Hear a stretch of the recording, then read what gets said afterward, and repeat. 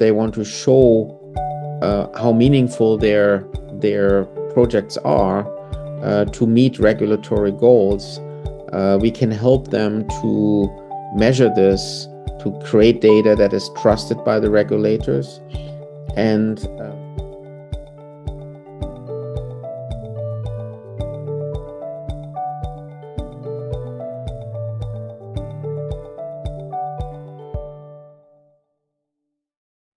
the case we know from San Francisco, where a GM Cruise vehicle, there were several incidents, and one of the incidents was that a GM Cruise vehicle crashed into a first responder vehicle. And now, without judging whose fault that exactly was and what happened, but in general, I think if you have a vehicle, like a first responder vehicle, that needs to save life, from an ethical perspective, any interaction that slows this vehicle down is the first responder vehicle. Let's say it's maybe an ambulance car, is theoretically contributing to or could trigger the death of a person. And so therefore, from an ethical perspective, it is very important that we respect the priority of these first responder vehicles to be as quick as possible at their target destination. And if you train the systems, you need to, number one, you need to identify what are scenarios that need to be covered by the autonomous vehicle. And there needs to be also communication mechanisms that allow the autonomous vehicle to stop operating or to go into a safe mode or something, like to avoid any slowdown of the first responder vehicle. And what we noticed from an IAMTS perspective, that the dialogue between the first responders and the OEMs in a neutral setting where didn't happen in the way it should be, because every additional difficult scenario is increasing the development cost. So at the OEM side. And so maybe sometimes the OEMs are just trying to get as quickly as possible to their development targets and generate return on investment, whereas the first responders have a different view of the world. It's about all saving lives, and so we hope we can contribute from IMTS a platform which improves the dialogue between those stakeholders. So from an ethical perspective, to make there also some comments. So if a car, and this is a classical issue. So let's say you are driving a car and you see that a cat or a dog is crossing your way. So you could now say, I want to save the life of the cat or of the animal, and do an emergency brake, and that may trigger an accident with another person behind you that is being injured. So are you now saying, well, there is a person behind me and may crash into me, so I'm not braking, but you kill the animal? So these are ethical questions, and a developer of such a system has to determine, do I actually program the system to consider that? So and what is then the criteria? Do I, if it's a bird, that sometimes the birds are flying very low, do I make an emergency brake, or do I just risk that I hit the bird?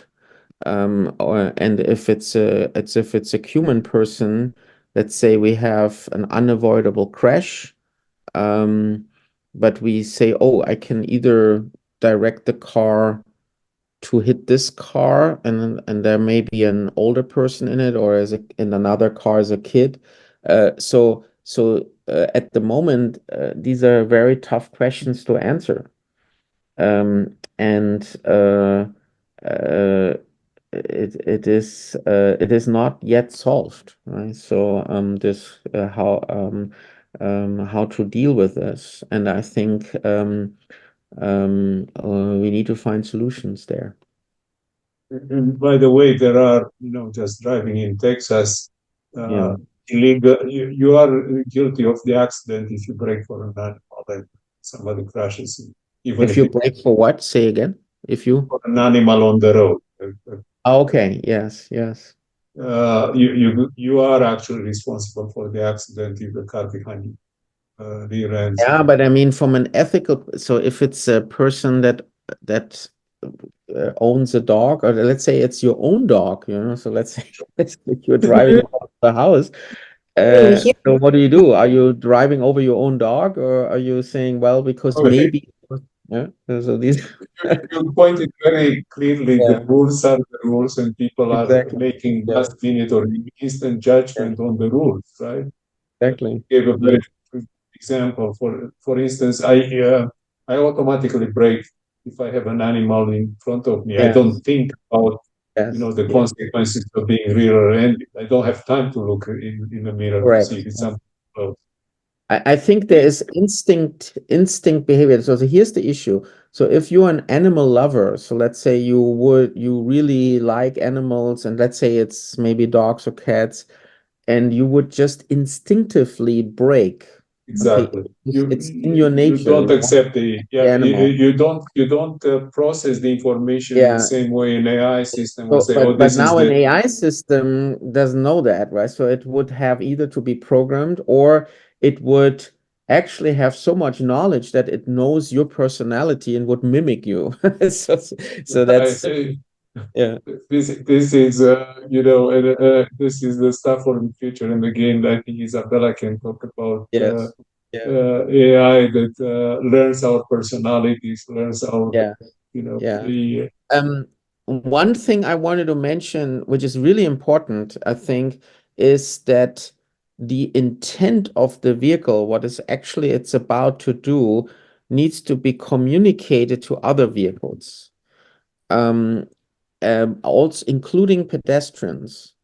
And this is still an active field of research. So there are some options with lights and but for example, the if you are in a four-way stop and people don't remember who stopped first in the then you typically look at the driver and he says, "Please drive," and he waves the hands or some. And these kind of communication that humans can do among each other needs to be replicated between machines. In particular, in very hard. situations where it's not clear. We'll not get tonight in the telecommunication aspect because you have like 5G and 6G technologies that are Mhm. prepared also for this kind of inter-car Well, and communications. there is another option. So the V2X, V2 vehicle to infrastructure communication, you could also basically like in an air traffic control system, you could actually hand over the responsibility of the decision to an operator, so that actually manages exactly which car drives how. Mm. But then it gets back to the point that I mentioned before. It's for the human driver, there's now an overrule of your own decision. So you may want to change the lane for whatever reason, but the system overrules you and says you cannot change the lane right now. Isabella wrote a book called The Digital Mind of Tomorrow.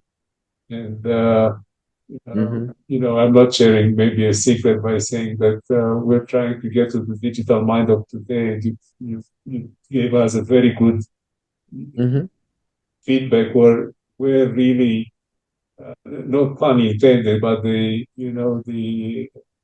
rubber hits the road, right, Yes. in the car industry because the complexity it's overwhelming, and Hmm.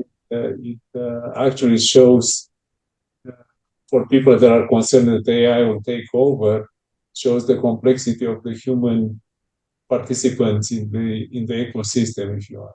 Yeah, and then the complex, so I want also to be clear, the complexity is sometimes increased if you allow every vehicle to do whatever it wants to do, right? I mean, in a factory environment, you need to monitor very carefully how people are walking, how machines are moving. It's a very controlled environment. And if you're driving on the highway, you don't know this car is cutting in or somebody's braking in front of you. So it's a highly uncontrolled environment. You don't really have control over the other people. But as I mentioned, if the cars are getting connected, if an operator can influence the way the car can drive, then you are making this a more controlled environment. And it is maybe the price to pay to have a more controlled environment if you want to increase the percentage of highly or fully automated driving. Yeah, and You it's cannot always have the both. aspect. You cannot have complete freedom, and you are surrounded by vehicles that are autonomous.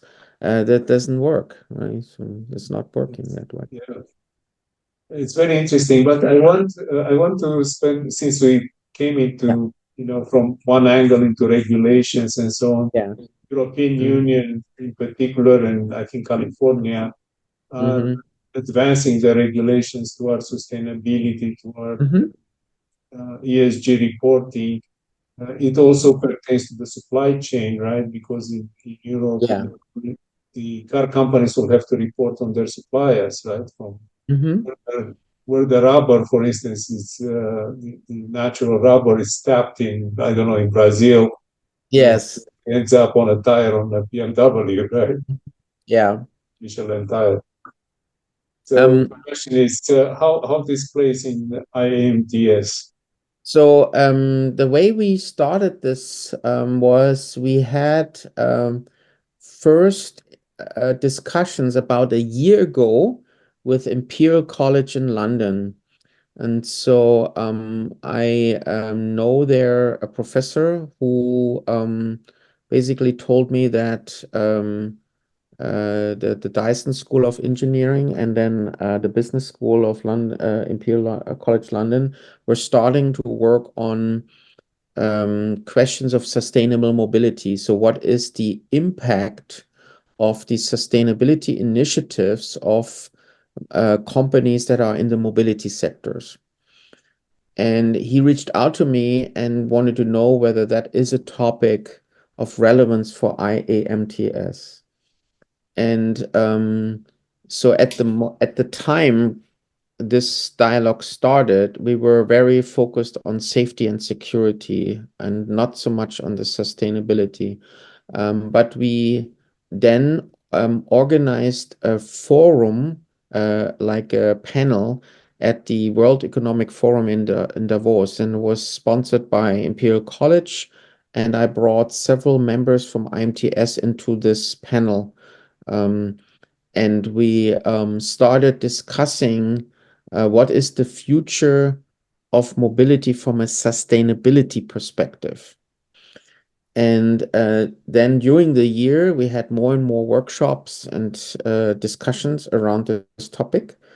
And we came to the conclusion that because IMTS is working on test beds, where you can test new technologies towards regulatory compliance. And because there's more and more sustainability regulations coming, we were thinking to what degree could we expand our scope at IMTS to also include test capabilities that are testing compliance towards sustainability regulations. So now IMTS is willing for next year to adapt its strategy towards also to include sustainability aspects.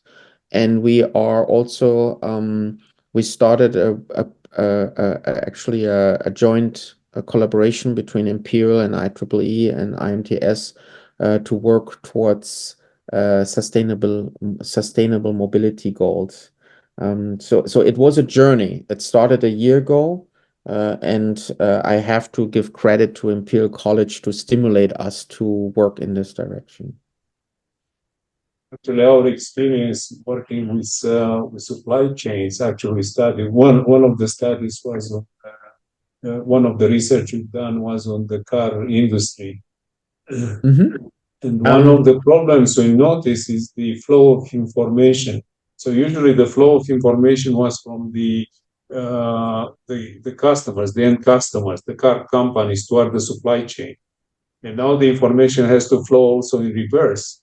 And there are no Yeah. systems and no procedures and no standards actually for how this information can flow in reverse.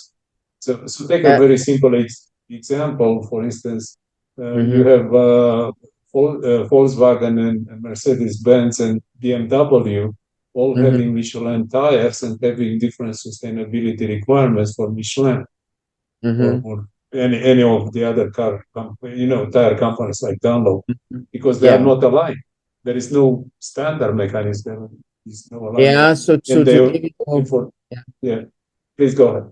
yeah. So what I maybe let me try to tackle this from two angles. So the one thing in terms of supply chain is and I wanted first to maybe give you an example from IMTS perspective.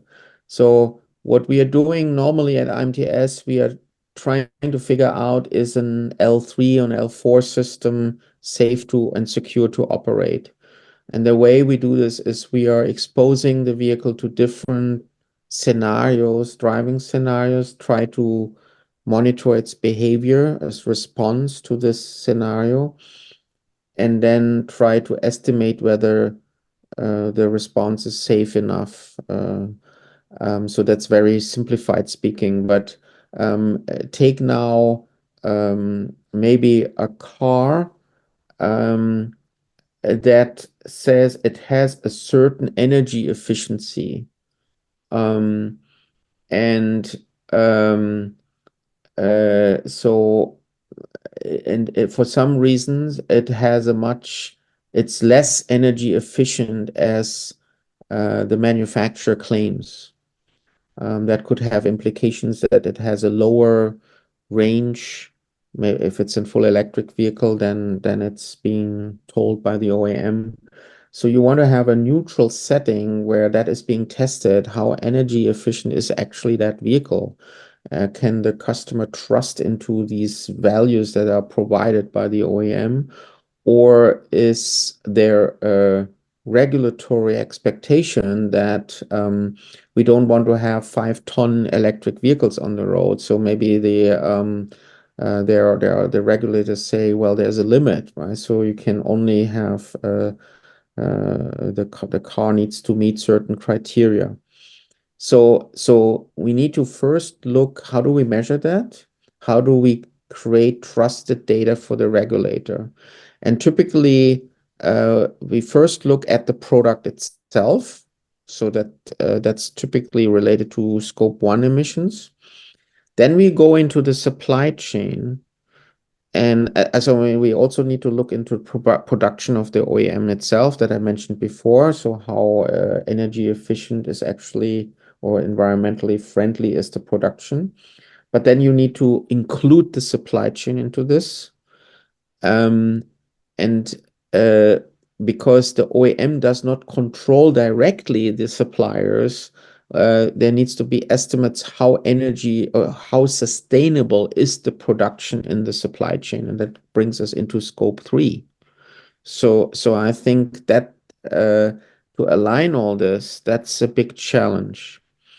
And if you come back to the example that you gave with the tires.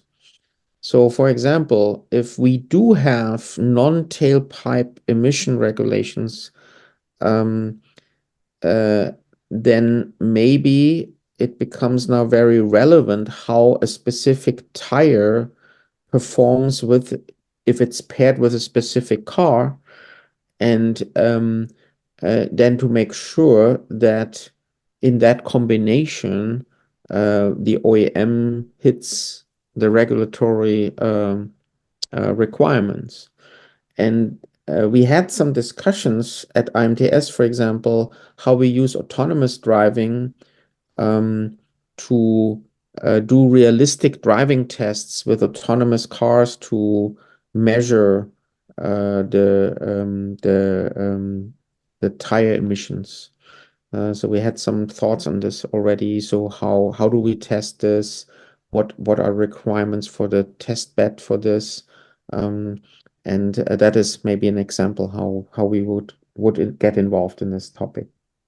And on this example, for instance, the scope 3 from the tire manufacturers or the supply chain downstream from the tire manufacturer, it's actually logged into the car, right? Because scope 3 becomes the and the regulations are actually, and I think one topic that maybe we'll leave it for the next opportunity to talk on camera, but it's I think IAMTS and actually the regulators are asking for auditable data. It's not enough to say this is the carbon footprint from the tire. It's how do you arrive to that, and can you prove all the supply chain costing, for instance. So yeah, it becomes complex, more complex. Yeah. So for example, in the EU, we have these sustainability regulations coming, which are forcing companies to do mandatory reporting about their sustainability performance. And if that reporting becomes also relevant for them to get financing and be valued on the stock exchange and so forth. So it has actually impact on their valuation and also in their capability to get funding. And where we think we fit in is that we, from an IMTS perspective, is that we help them to generate data that is accepted by the regulators, and where we can also help them to, and that's where we are working with IEEE and Imperial College to have a impact performance assessment. So when they have certain sustainability initiatives where they want to show how meaningful their projects are to meet regulatory goals, we can help them to measure this, to create data that is trusted by the regulators. And there could also be, this could not only be relevant for their products and processes, it could also include their employees. So if a company, let's say, has 100,000 employees, for example, and 90,000 of these 100,000 are all driving by their personal cars, and they would all use ICE vehicles, versus, let's say, when the company would have half of their employees using public transportation or using bicycles or walking to work. So the environmental behavior of the workforce will be measured. And that could be very relevant and to figure out how do we come up with a good strategy? How do we bring people to work in an environmentally friendly way? How do we encourage them not to drive all alone in a very big vehicle, and so forth? So these are aspects that I think are coming and will be a part of the regulation. Thank you very much. And, we definitely want you back, but we have one more question. So I'll turn it to Isabella. Yeah. Thank you before going there for, your thorough and complete details you gave us tonight, because it's so relevant to what we're doing also in AKFI on a much smaller scale than IAMTS. Yeah. Isabella, maybe turning to you. Thank you. Okay, Dr. Taiber, don't worry, it's a very humane question after some hardcore technical through the Yeah, I believe the key holds to the future is our human capital, the next generation human Yes. willing to think differently, to Hmm. contribute this movement. Hmm. We Manuel and I are surrounded by a lot of ambitious individuals, especially young people who look to seek a career or contribute to this new movement. Let's say in the mobility industry, sustainability, and digital transformation in general. Hmm. As a seasoned expert and thought Yeah. leader, what are Mhm. your piece of advice for those people? Well, my advice is that you need to be open to learn new topics. So, for example, when I worked as a professor at Clemson, I know that the curriculum for the automotive engineers still had a lot of topics around ICE, combustion engine, and then they were all asking me the question: Is this the right thing to study? Because maybe in 20 years we don't have ICEs any longer. So why should I now learn it? So Mhm. and I think my advice was you need to learn all the different topics that are of interest for you and also what you think will be relevant in the future. But sometimes, so it's not so much what you learn at the moment, it's your willingness to always learn new things and to be curious. And so, for example, when there is times of emergencies or big needs, we always say people are getting very creative. They try to find a solution. So if I would tell you, yeah, you are right now, I think in Beijing, let's say, for the next 3 days there is no power, you would have to be very creative to figure out what to do, right? And I think bringing back to the career, you need to be willing to always learn new topics, and you also need to think through what is your own behavior, how does your own behavior relate to the environment. Um, so it's not just that people should be driven purely from a materialistic way. So if somebody says, I want to earn more money, and then I buy a bigger car and I buy a bigger house. That's not necessarily a sustainable model. It could be more that they say, well, what can I do to help that we have what we call a regenerative system, so that the we can live on the earth for many future generations. So how can you contribute? And you need to reflect your own behavior, but also your job. So how do you contribute to this? And even if you do something that is not directly related to environmental aspects, there's still many touch points. How do you live at home? Which is your choice of mobility? So how do you move around? What do you eat? What products do you buy?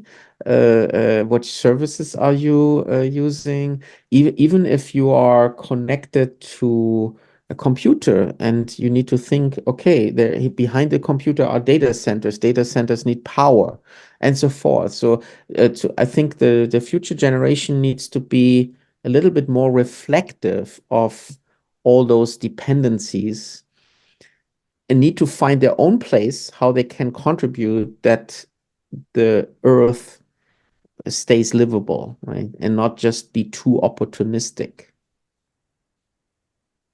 Well, very well said. Thank you so much for Okay. the precious advice. And I think there's a lot of mindset shift and a lot of encouragement. Yeah, Yeah, for us to be curious and not to be afraid of change and to really accept and embrace the changing dynamic of today's world.